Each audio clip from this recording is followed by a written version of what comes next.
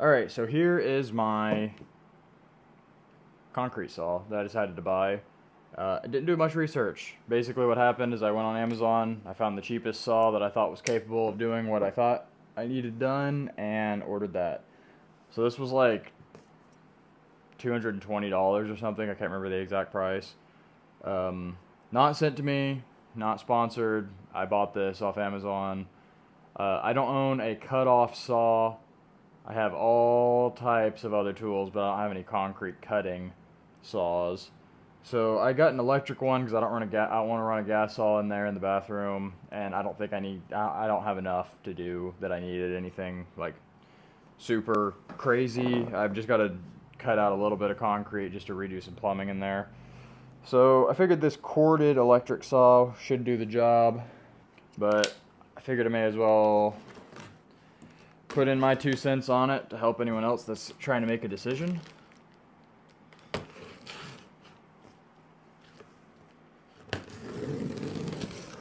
So I'm going to open it up, see what we got here. It came in a way bigger box than I was expecting.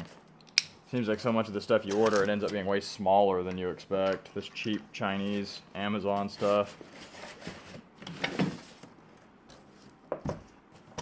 But I know the saw itself is pretty big, so these are the rollers you can put on the bottom. I watched like 1 or 2 quick videos, got an owner's manual.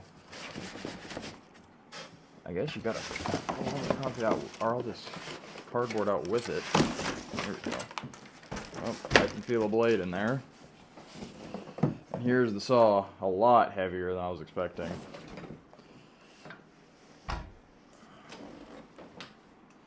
So I think this should do the job for what I'm needing to do in there. Let's see what we got here. So I know those wheels mount, I think, to the bottom of this guard. Oh, it actually does have a dust extraction port. I don't think I can, even if I could hook my shop back up to it, it's not, it leaks. It throws too much dust in the air itself to be very helpful. Could I have rented a saw for what I need to do? Yeah, probably. But it was a big pain to try to find somewhere that rented a saw, like over the weekend. The Home Depots and Lowe's around here don't have the tool rentals that I guess maybe the bigger cities do that. And the big rental companies I looked at, I could rent a saw for like close to the same price what I could buy this one for. And so I kind of continued on with my Harbor Freight backhoe situation of just buying a worse tool that I could own instead of renting a sufficient tool, a quality tool. But according to the reviews, this thing's pretty good.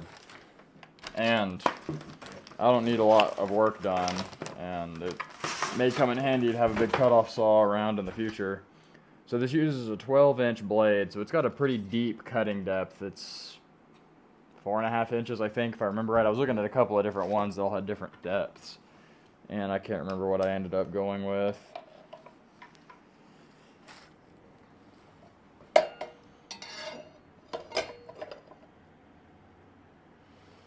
So the arrow on the guard shows what direction you're supposed to match the blade to. I just double checked in the instructions just to be sure.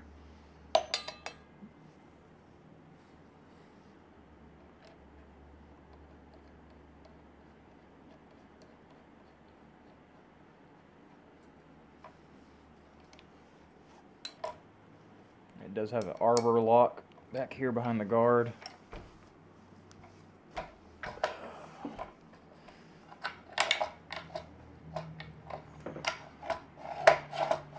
I guess that's your full range of guard movement.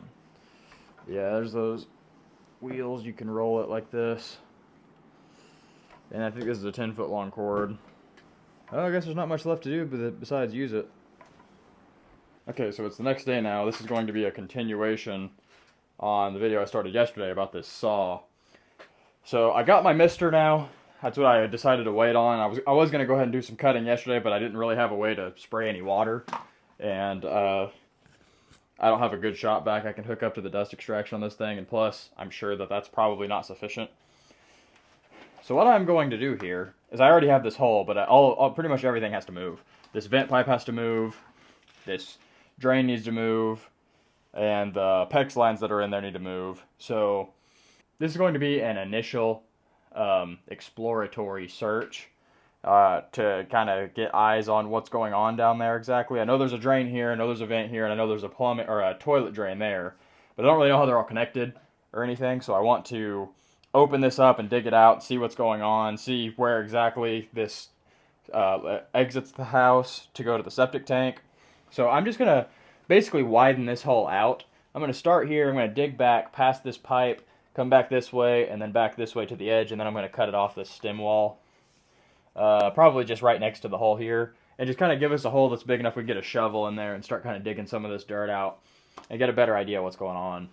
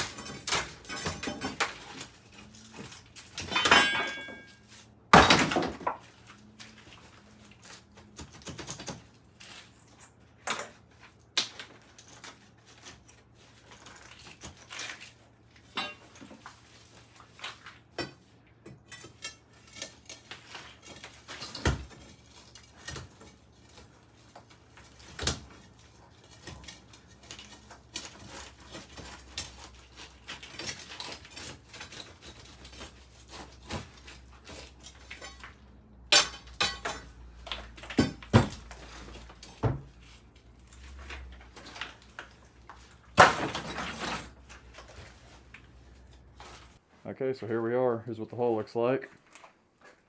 It works surprisingly good. I was expecting it to have no power and just not be working, but this feels like particularly weak concrete. I found no weak rebar or wire, so that probably helps. But I discovered the drain for the shower was broken off right here, which was not me breaking the concrete out. I know it, at least as far as I could tell, I didn't do it, because I saw it before I even really started busting around on it. As soon as I had a little chunk out, I looked in there and I could see it snapped here. This, though, right here, I take full responsibility for that. I just did that, prying that concrete off that side. But that, I think that was already broken, so I'm glad that I'm digging all this up and finding it.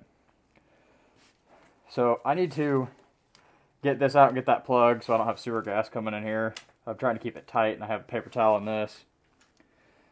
And this is that water line that had pressure even when I turned the meter off. And what's interesting is it goes this way, which is the direction of the well. The well is over here. And the water main is this way. So I'm curious about this. But I've never seen a pump on that well. It's just an open hole. Unless there's another well out here that I don't know of. But that tempts me to just do all new water lines. Maybe just cap that and bury it. And then do a new fresh line from the water main. So I know I'm not running off. I'd rather not run off well water when I have city water here. But that's what the hole looks like. Not super easy to get all that busted out of there. That's our preliminary use of this thing. Worked pretty good. I liked it. I didn't enjoy using it. I don't think there's any type of way to enjoy using a concrete saw, but it definitely works. Once I do my thinking and brainstorming, and as long as I stay with the layout the way that I think it's going to be, I'll be relocating the drain to here and then figuring out the vents from there, because I'm going to have a sink here that'll have to be vented and then the drain here. So I don't know if I'll like do a vent pipe after the trap up and around and connect into this vent, or just give the sink its own vent up through the roof. Got to do some brainstorming.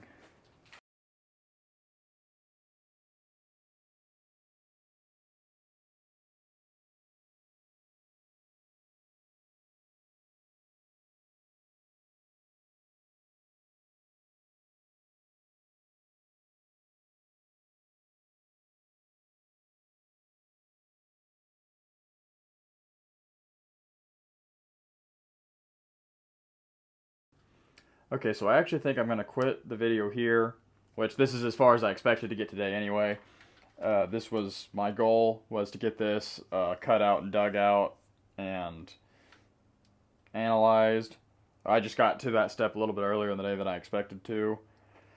But I'm taking some time to stop and think before my next move. I'm determining where water lines need to be ran and waste lines need to be ran, where I need to cut and path out.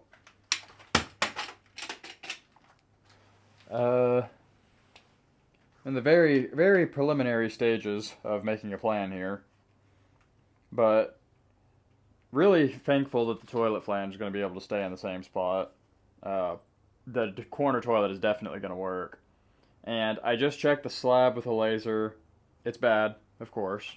But luckily, that is the high side. This entire side is actually pretty level. From the wall to about here, all the way across the room, we're within a 1/4 inch, which is plenty good. From here to here, 3-inch drop, which I suspected. That's exactly what I've been guessing, actually. But that problem will be addressed once the plumbing is buried.